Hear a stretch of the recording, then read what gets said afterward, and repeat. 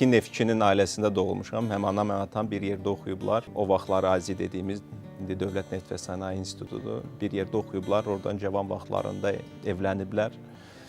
Cavan fərqindəsiz iki cavan idi, sözsüz. Dərhal da uşaq düzəltdilər. Özləri böyüməyərək uşaq düzəltdilər. Bunun nəticəsi olaraq mənim 6 yaşım olanda onlar boşanırlar. Atam başqa ailə qurur və başqa ölkəyə köçür. Mən anamla qalıram. Tərbiyəmlə daha çox babam məşğul olur. O Azərbaycan görkəmli memarı idi. Fəriz Hüseynov Sumqayıtın baş memarı idi. Mən doğulandan bəri artıq yüksək rütbəli məmur idi. Anamız atası. Atam bütün digər ailəsi ilə, digər babam və nənəmlə ümumiyyətlə xaricə köçürlər. Tərbiyəmlə daha çox babam məşğul olur. Kişi obrazı olaraq odur, amma kişi məmur və sovet məmuru obrazı idi. Yəni həddindən çox dövlətə inanan, həddindən çox dövlətə etibar edən, ideologiyanı qəbul edən, ideologiyanı yəqin ki, çox disiplinli. Çox disiplinli, çox uğurlu bir insan idi.